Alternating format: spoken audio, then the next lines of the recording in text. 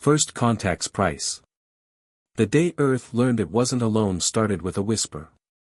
Not a physical sound, but a gentle pressure against the minds of 8 billion humans, like the weight of an approaching storm.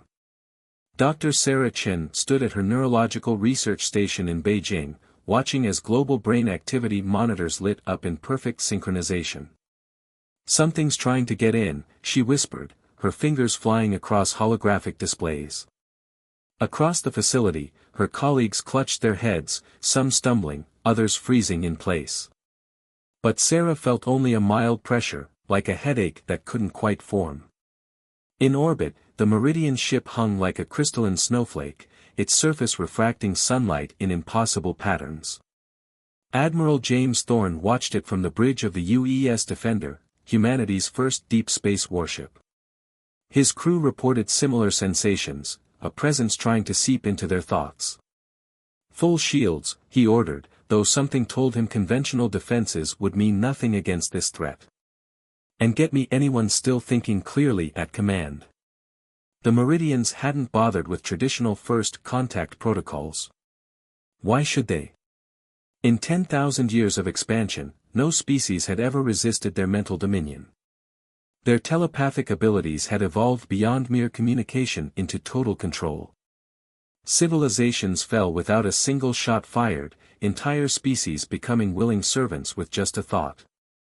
But humanity proved different. The first attack came as a hammer blow of psychic force. Across Earth, billions fell to their knees as alien thoughts crashed against human consciousness.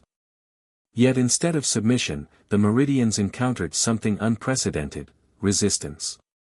In her lab, Sarah's instruments recorded what should have been impossible. "The human mind, it's not breaking," she reported to the Emergency Council. "Our neural patterns are too chaotic, too individual. We're not just resisting, we're naturally shielded." The Meridian's first message echoed directly into human minds: submit. You cannot resist what you do not understand. Admiral Thorne's response, broadcast on all frequencies, became humanity's declaration of defiance: we don't need to understand something to fight it. That's what makes us human.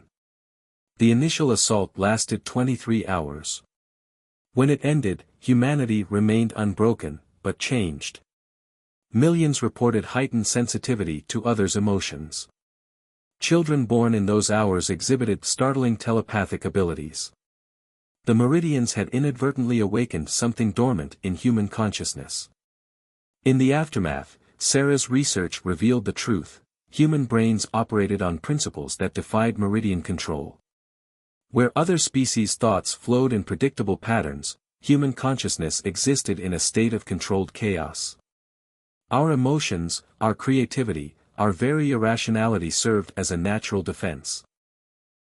"They can't control what they can't predict," Sarah explained to the United Earth Council. "Our greatest weakness, our messy, emotional nature, is our strongest shield." The Meridians withdrew to the edges of the solar system, but their presence remained, a constant pressure against human minds. They were studying, adapting, searching for ways to break humanity's resistance. Their ships appeared as shadows in Earth's skies, watching, waiting. Admiral Thorne oversaw the militarization of space, knowing conventional weapons might prove useless. "They'll be back," he warned. "And next time, they'll have learned from their failure." Sarah's research facility became the front line of a new kind of war. Her team worked to understand humanity's natural defenses, to strengthen them. They discovered that human children were developing stronger psychic resistances with each generation, an evolutionary response to the threat. The Meridian's second message came 3 months later: you are an aberration. A flaw in the natural order. We have broken worlds older than your civilization. You will submit, or you will be broken. Humanity's response was silence. Not from fear, but from determination. In labs, in military bases, in homes across the planet, people prepared for a war unlike any in human history, a war for the sovereignty of the mind itself. As Earth's first line of defense, Admiral Thorne understood the stakes. "They think our individualism makes us weak," he told his crew. They don't understand that humans are strongest when we choose to stand together. Sarah's research revealed another crucial discovery: the very act of resistance was changing humanity. Each attempted intrusion strengthened human mental defenses. Like an immune system fighting a virus, human consciousness was adapting. "We're not just surviving their attacks," she reported. "We're evolving because of them. Every time they try to break us, they make us stronger." The Meridian's third message held a note of uncertainty: you cannot endure forever. Submit now, and your species will be preserved. Earth's response came not from any leader or council, but as a spontaneous, collective thought from billions of minds: we are human. We endure. We prevail. As the sun set on that first day of war, Sarah stood at her window, watching the strange lights of Meridian ships flickering like cold stars. Humanity had drawn its line in the cosmos. The real battle was about to begin. In his ship, Admiral Thorne prepared his crews for the long night ahead. "They think they've mastered consciousness itself," he told them. "But they've never encountered the human mind. And they're about to learn why that matters." The first wave had ended. But as humanity would soon discover, it was merely a prelude to a conflict that would redefine the very nature of consciousness in the galaxy. The Silent War. 6 months into humanity's resistance, the Meridians changed tactics. Instead of brute force, they began targeting individuals with precision strikes of psychic energy. Their new strategy was subtle: if they couldn't dominate humanity as a whole, they would try to break them one mind at a time. Dr. Sarah Chen discovered the first victims in dreams. "They're probing for weaknesses," she reported to the Emergency Council. "Testing different frequencies of psychic energy against different types of human consciousness." The victims appeared unmarked physically, but their minds showed signs of intricate manipulation attempts. In orbit, Admiral Thorne watched as his crew fought battles in their sleep. The Meridians had learned that human minds were most vulnerable during REM sleep, when natural mental barriers wavered. "Keep the stimulants coming," he ordered. "No one sleeps more than 4 hours at a stretch." But humanity adapted. Street artists in Tokyo began painting murals that somehow strengthened mental barriers. Musicians in Rio discovered harmonic frequencies that disrupted Meridian psychic attacks. In Kenya, tribal elders taught ancient meditation techniques that proved remarkably effective at maintaining mental sovereignty. The Meridians hadn't anticipated this response. Where other species surrendered to superior force, humans turned resistance into an art form. Every failed attempt to dominate human consciousness provided new data, new understanding of their own capabilities. Sarah's research team made a breakthrough when they identified the pattern. "They're not just attacking our minds," she explained, gesturing to complex neural maps. "They're trying to reshape our consciousness to match their own crystalline thought patterns. But human thoughts aren't meant to be structured that way." The discovery led to humanity's first counteroffensive. If Meridian consciousness required perfect order, then chaos could be a weapon. Teams of human volunteers began broadcasting their most chaotic, emotional thoughts into space. Love, hatred, joy, despair, all mixed together in a cacophony of human experience. The effect was immediate. Several Meridian ships withdrew from Earth orbit, their crystalline structures showing signs of stress fractures.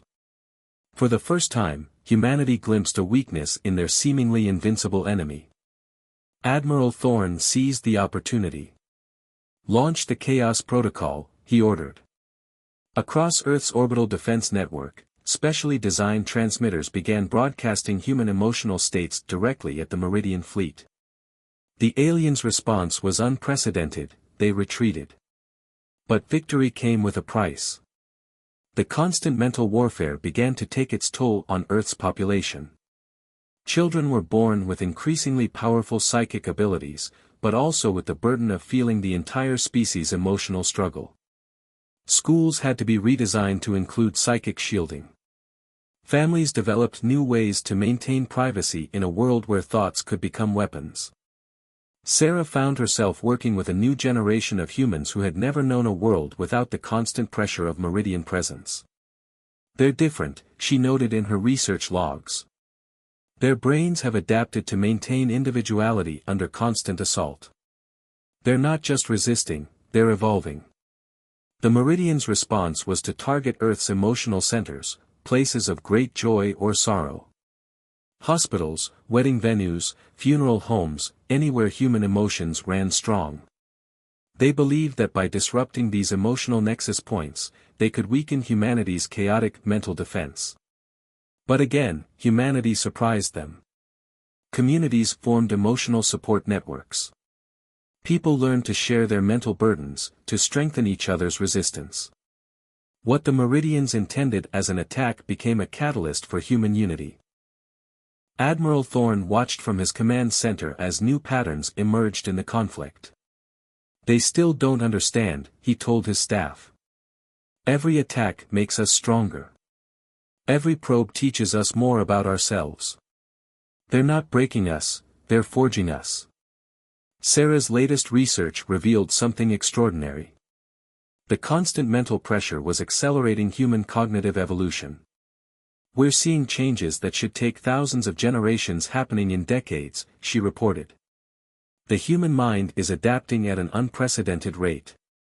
But the Meridians were adapting too. Their next attack targeted the very thing that made humans unique, their dreams. Dream capture technology, developed by Sarah's team, recorded the first attempt. The Meridians weren't just trying to control human minds anymore, they were trying to reshape human imagination itself. Dreams are our mental workshop, Sarah warned the council. If they can control how we dream, they can influence how we think, how we create, how we evolve. The war entered a new phase. Humanity had to defend not just their conscious thoughts, but the very fabric of their unconscious minds. Dream defenders, specially trained psychics, began patrolling the collective unconscious, protecting humanity's dreams from Meridian interference. As the second phase of the war drew to a close, humanity had learned crucial lessons. Their resistance wasn't just about survival anymore, it was about protecting what made them human. Their emotions, their chaos, their dreams, these weren't weaknesses to be overcome, but strengths to be embraced. Admiral Thorne gathered his fleet for what he knew would be a crucial phase of the conflict. They think they understand us now, he told his crews. They think they've learned our weaknesses. But they're about to discover that humanity's greatest strength isn't in our resistance, it's in our ability to change. The Meridian's next message held a note of frustration: your resistance defies logic. Your chaos threatens universal order. Humanity's collective response was simple: our chaos is our strength. Our defiance is our nature. We will not be ordered. The silent war continued, but its nature had changed. The question was no longer whether humanity could resist, but what they would become through their resistance. Breaking point. The dream cascade began on a Tuesday. Across Earth, 8 billion minds simultaneously experienced the same vision, a crystalline landscape of perfect order, endless symmetry, and absolute peace. It was beautiful, seductive, and utterly alien. Dr. Sarah Chen was the first to recognize the true danger. This isn't just an attack, she broadcast to emergency channels, even as the vision threatened to overwhelm her. They're showing us their version of perfection. They're trying to make us want it. The Meridians had finally understood. Humans couldn't be forced into submission, but they might choose it if shown a compelling enough reason. The Dream Cascade was their masterpiece, a psychic weapon that targeted not the strength of human minds, but their deepest desires for peace and order. Admiral Thorne watched from the UES Defender as his crew struggled with the vision. Some wept at its beauty. Others stood transfixed, their minds drawn to the promise of an end to chaos, an end to struggle. "Break orbit," he commanded, his voice hoarse. "Get us above the psychic threshold." But there was no escape. The Dream Cascade followed them into space, resonating through the very fabric of human consciousness. For the first time, the Meridians had found a way past humanity's natural defenses, not by breaking them, but by making humans question whether they wanted those defenses at all. In her laboratory, Sarah discovered the terrifying truth. The cascade isn't just showing us their world, she reported to what remained of the conscious leadership. It's rewriting our neural patterns to match theirs. Anyone who accepts the vision, even for a moment, begins to change. The first conversions happened within hours. People walked out of their homes with peaceful smiles, their minds perfectly ordered, their thoughts crystalline and alien. They spoke of the beauty of submission, of the peace that came with perfect order. Families watched in horror as loved ones transformed, their chaos and creativity replaced by serene, geometric thought patterns. But even in this darkest hour, humanity's unique nature proved its salvation. The very diversity that made humans resistant to direct control meant they experienced the dream cascade differently. Where some saw paradise, others recognized a prison. Sarah's team made a crucial discovery in the midst of the crisis. Look at the children, she urged. The youngest humans, those born during the war, were completely immune to the cascade. Their evolved minds recognized the alien perfection as a threat rather than a promise. Artists began creating countervisions, chaotic, beautiful expressions of human imperfection. Musicians composed discordant symphonies that disrupted the cascade's perfect patterns. Writers poured out stories of rebellion, of the beauty found in struggle and growth. Admiral Thorne, fighting through the vision's pull, ordered a desperate strategy. Broadcast everything, he commanded. Every human emotion, every messy thought, every imperfect memory. Overwhelm their perfection with our chaos. The response surpassed all expectations.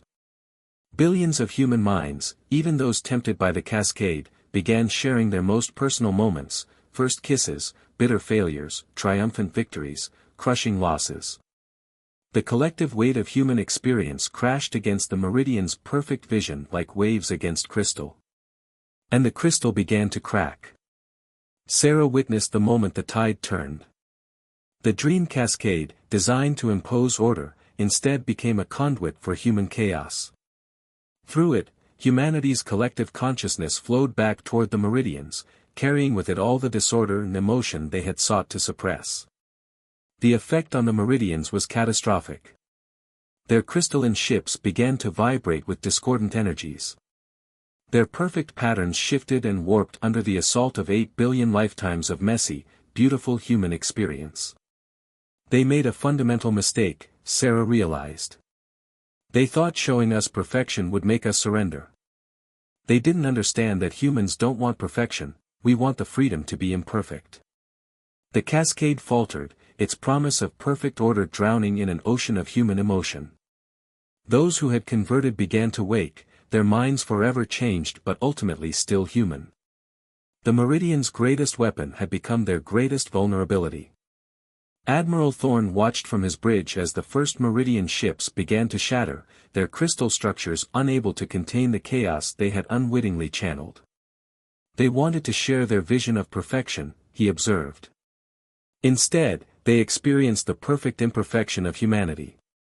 The dream cascade ended as suddenly as it began, leaving humanity changed but unbroken. The Meridians withdrew their shattered fleet, but the war wasn't over. They had learned from their failure, just as they had learned from each previous attempt. Sarah's final report on the Dream Cascade event concluded with a warning: they'll try again. But next time, they'll understand what they're truly fighting, not just our resistance to control, but our fundamental need for chaos, for growth, for the freedom to be beautifully imperfect. As Earth's defenders regrouped, a new message spread through the collective consciousness of humanity: we are not your enemy. We are your wake-up call. Your chaos is not a weakness to be cured, but a strength to be embraced. The Meridians' response was silence. But in that silence, humanity prepared for what they knew would come next, the final battle not just for their minds, but for the very nature of consciousness in the galaxy. The human element. After the Dream Cascade, humanity stopped playing defense. Dr. Sarah Chen's latest discovery changed everything. the Meridians weren't just vulnerable to human chaos, they were addicted to it. Every time they try to impose order on our minds, they absorb a little of our chaos, she explained to the United Earth Council. Like a crystal exposed to sound waves, they're beginning to resonate with human frequencies. They can't help themselves. The evidence was in their behavior. Meridian ships no longer maintained their perfect geometric formations. Their communications, once crystalline in clarity, now contained traces of emotion. They were changing, and they didn't know how to stop. Admiral Thorne recognized the opportunity. If they want chaos, he told his commanders, let's give them more than they can handle. Operation Pandora was born, humanity's first coordinated psychic offensive. The plan was audacious. Instead of shielding their minds, humans would project them. Artists, musicians, poets, and dreamers were recruited into specialized, chaos units. Their job was simple: create, feel, imagine with all the intensity the human mind could muster. Sarah's team developed amplification technology to broadcast these emotional storms directly at the Meridian fleet. We're not just sharing our thoughts, she said. We're sharing what it means to be human. The first target was a Meridian command ship. Earth's chaos units focused their collective creativity on it: love stories, battle hymns, children's laughter, grief's tears, all the messy glory of human experience. The ship's crystalline structure began to pulse with color, its perfect geometry wavering. Then something unexpected happened. The ship responded, not with the usual ordered patterns, but with something almost like music. The Meridians inside were changing, their rigid consciousness cracking under the strain of absorbed human emotion. They're not just receiving our thoughts, Sarah realized, monitoring the data. They're feeling them. Really feeling them, maybe for the first time in their species' history. The effect rippled through the Meridian fleet. Ships began moving in erratic patterns, their crews experiencing emotion with the intensity of children discovering it for the first time. Some fled, overwhelmed by the sensation. Others drew closer, hungry for more. Admiral Thorne watched from the bridge of the Defender as centuries of Meridian order began to unravel. We're not destroying them, he noted. We're freeing them. The liberation wasn't peaceful. Some Meridians fought against the change, their ancient commitment to order warring with their new emotional awakening. Others embraced it too quickly, their minds fracturing under the strain of unfamiliar feelings. Sarah's research revealed the deeper truth: the Meridians aren't emotionless by nature. They chose to be this way, probably eons ago. They built their entire civilization on the suppression of chaos, of feeling. Now that suppression is breaking down. The war entered its strangest phase. Earth's forces no longer faced a unified enemy. Some Meridian ships attacked with desperate fury, while others approached peacefully, their crews seeking to understand the changes within themselves. The first Meridian defector arrived on a crystal ship singing with color. Its commander, mind already transformed by human chaos, shared their history. The Meridians had once been like humans, full of emotion and creativity. But they had deemed these things inefficient, dangerous.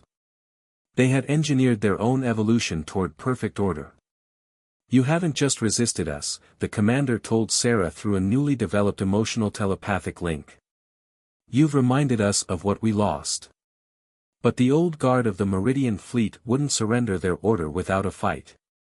They launched increasingly desperate attacks, trying to restore their fading perfection.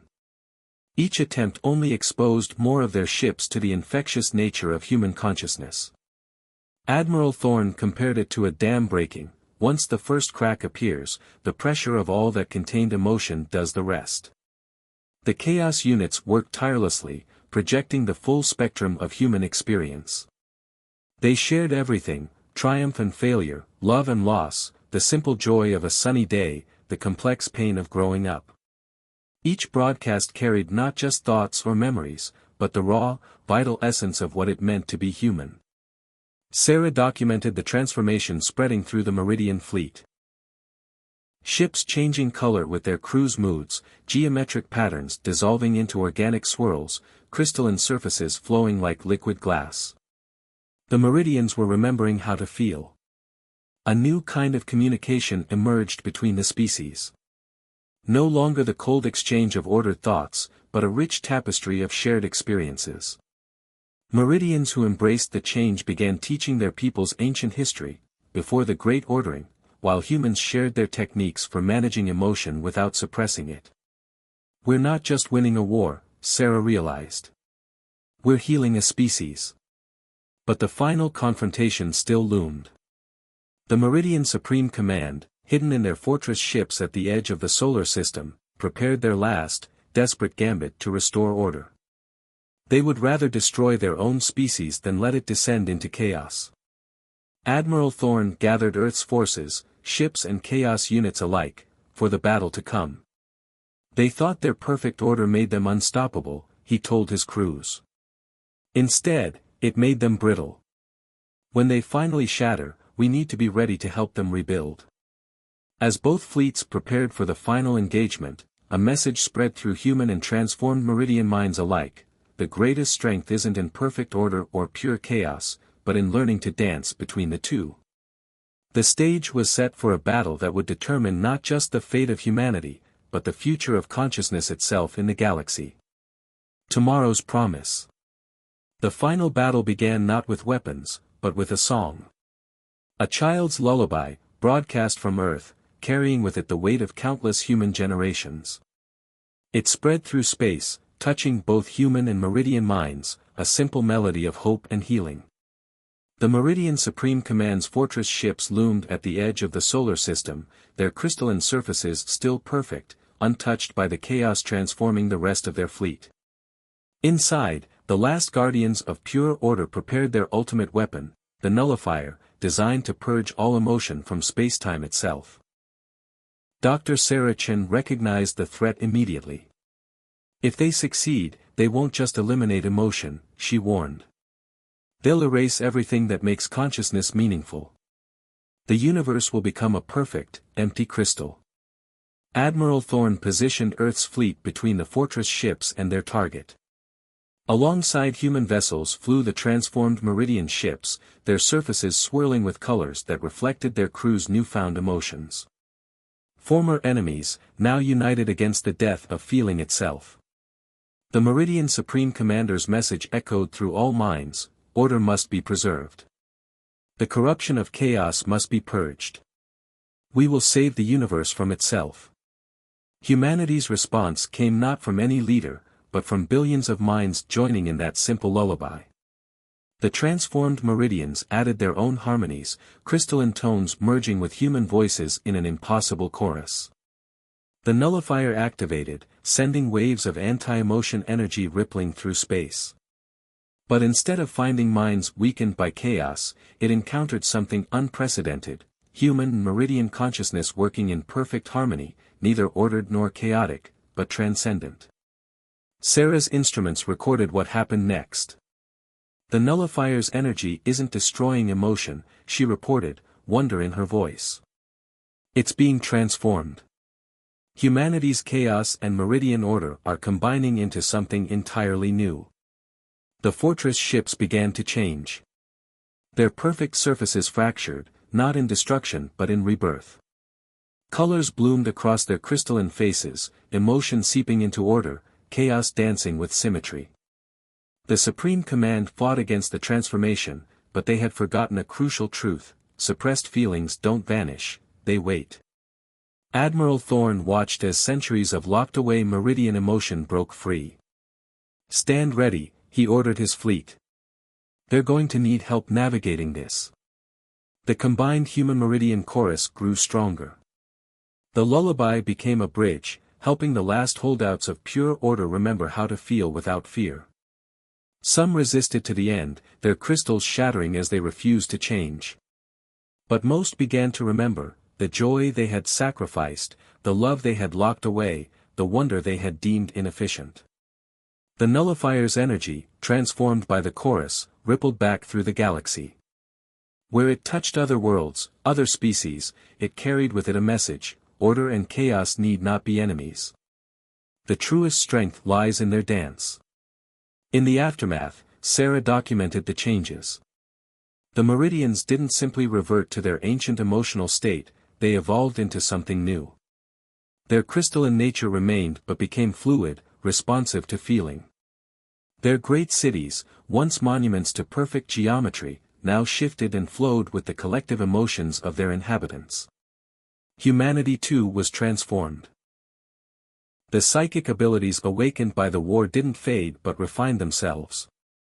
Humans learned to balance their chaotic nature with newfound understanding of pattern and form.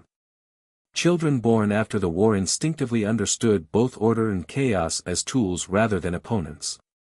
The first joint Human Meridian Council convened a month after the battle. Their declaration, broadcast to all worlds, set the tone for a new era: we are neither perfect nor flawed, but perfectly imperfect. Our differences are not divisions but dimensions of a greater whole. Admiral Thorne retired from military service to become an ambassador to the transformed Meridian worlds. We didn't just win a war, he often said. We helped an ancient species remember how to dance. Sarah's research expanded beyond Earth, studying how consciousness evolved when order and chaos worked in harmony. Her teams documented the emergence of new art forms, new sciences, new ways of being that could only exist where structure and spontaneity met. The galaxy entered a renaissance. Other species, inspired by the human meridian transformation, began exploring their own suppressed natures. Ancient conflicts rooted in the war between order and chaos found new paths to resolution. The child's lullaby that helped end the war became a symbol, taught to children of both species. Its words, translated into crystalline harmonies, told a simple truth: in the space between stars, in the breath between thoughts, order and chaos sing together, and the universe dances. Years later, when asked why humans alone had resisted meridian control, Sarah's answer was simple: we never tried to choose between order and chaos. We instinctively knew both were necessary. Sometimes the greatest victory isn't in fighting your enemy, but in helping them remember who they were meant to be. The transformed Meridians added their own perspective: we sought to perfect the universe by eliminating chaos. Humans taught us that true perfection lies in the balance between order and chaos, in the courage to feel, to change, to grow. As new generations of humans and Meridians grew up together, the war became legend, then history, then wisdom. The lesson remained: strength lies not in the absence of chaos or the perfection of order, but in the courage to embrace both, to dance on the edge of transformation, to remain perfectly imperfect. And somewhere in the vast darkness between stars, the universe itself seemed to hum that ancient lullaby, a song of order and chaos, pattern and possibility, forever dancing together in the endless night.